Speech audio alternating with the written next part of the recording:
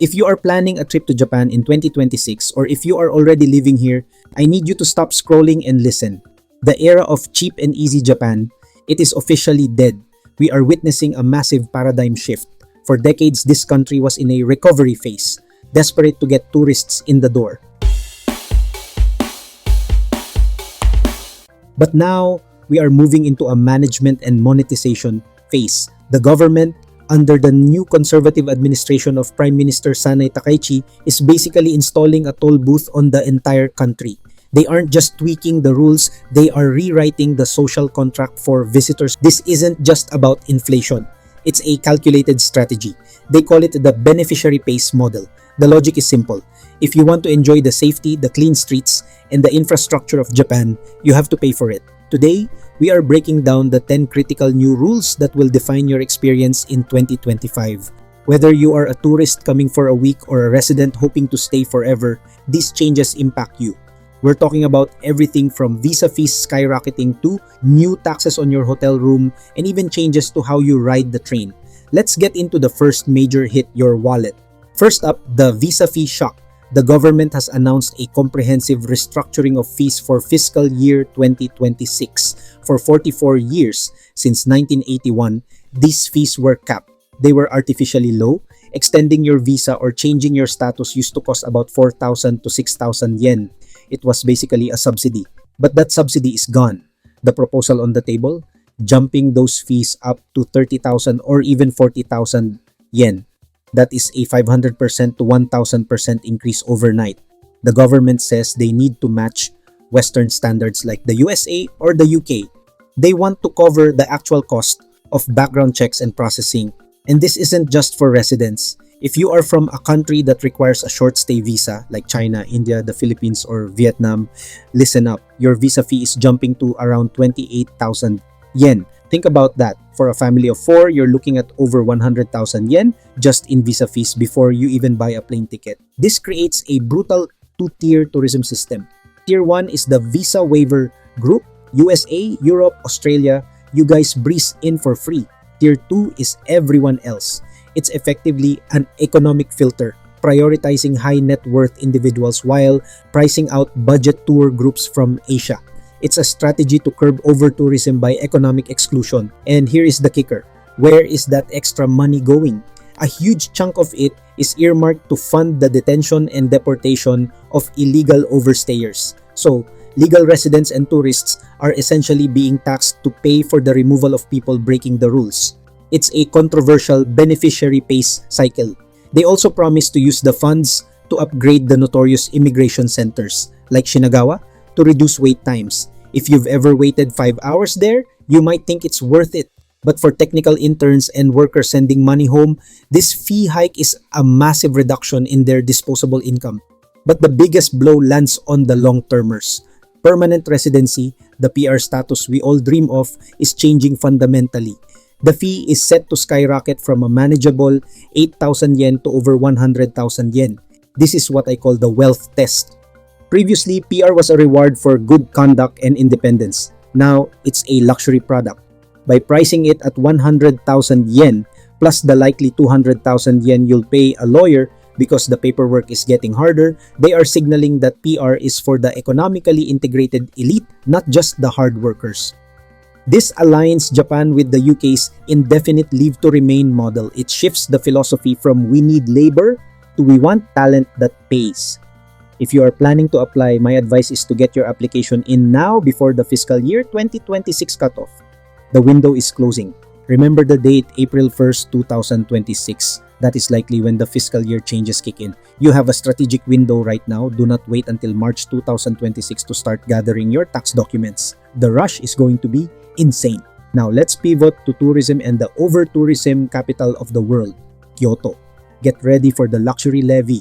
Starting March 1st, 2026, Kyoto is completely overhauling its accommodation tax structure. The days of a flat nominal fee are over. They are introducing a progressive tax system. If you are staying in a room that costs over 100,000 yen a night, think luxury ryokans or 5-star hotels, your tax is jumping from 1,000 yen to 10,000 yen per night. That is a 900% increase. It's aggressive and it's targeted. The brilliance of this strategy is political insulation. Note that the tax for cheap rooms under 6,000 yen remains unchanged at 200 yen. They are protecting domestic students, school trips, and budget travelers, essentially their voting base, while extracting maximum value from wealthy foreign tourists.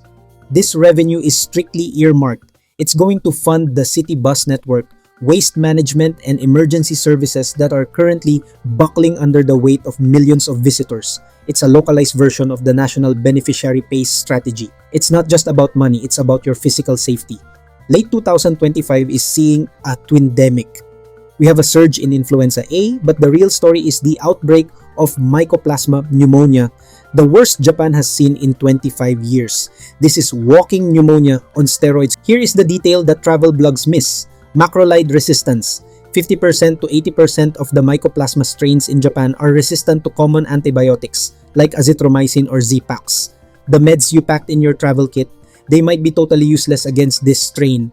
If you get a respiratory infection here, do not just stuff it out. You need to see a local doctor who can prescribe minocycline or specific quinolones that actually work on these resistant strains. Self-medicating with foreign antibiotics could actually make things worse.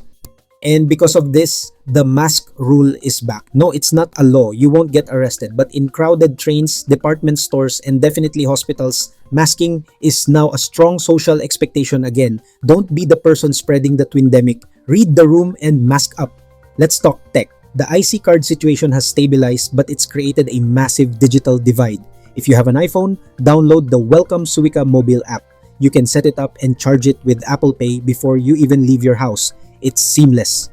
But if you are on Android, unless you bought your phone in Japan, you likely lack the Felica chip needed. You are stuck with physical cards. The good news is that physical Suica and Pasmo sales have resumed at stations as of March 2025. So you don't need to hunt for the red welcome Suica cards anymore. On the transport front, Uber has finally solidified its place. They now have official dedicated pickup lanes at Haneda Airport. No more wandering around the parking lot confused. They've also expanded to 33 prefectures, so you can actually use the app in places outside of Tokyo and Kyoto now. A weird logistical heads up, the Asahi shock. A massive ransomware attack by the Killing Group hit Asahi breweries in October 2025. It crippled their shipping systems. If you go to a konbini or izakaya and see sold out signs for super dry, that is why. It's a stark reminder of how fragile Japan's supply chains are right now. I want to revisit the Shinkansen luggage rule 160. The rule stands. If your bag is over 160 centimeters total dimensions, you must reserve the luggage seat. But they are trialing a new system for the deck compartments where you might be able to use them without a reservation in overflow situations. However, do not rely on that. The penalty is still 1,000 yen and a forced seat change if you get caught with an unreserved massive bag. The trains are packed. Conductors are stressed. Do not be the reason the bullet train is delayed. Measure your spinner trunk before you leave home. Finally, a positive change. Kyoto is trying to spread you out.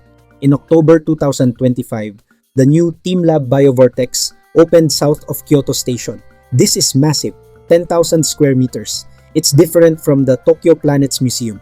It's darker, more labyrinthine, focused on existence and perception. Strategically, this is designed to act as a sponge, soaking up tourists from the overcrowded Higashiyama district. It's a deliberate urban planning move. Go there, it's incredible, and it helps decongest the traditional temples. It's a win-win for your itinerary and the city. So looking at the big picture, is Japan closing? No. But it is building a fortress. The Takaichi administration is aligning closely with the West, freezing out rivals, and ensuring that tourism pays for its own footprint. It is a toll booth strategy. Come prepared. Budget significantly more for 2026. Prepare your health kit for resistant bugs. And get your digital tools ready. Japan is still open and it's still amazing, but the price of admission just went up. Adapt to the new rules and you'll still have the trip of a lifetime. If you found this helpful, please like and share this video with your friends so we can all stay safe in Japan. Drop your questions in the comments below. This is Kuya Alan signing off. Ingat kayo and see you in the next one.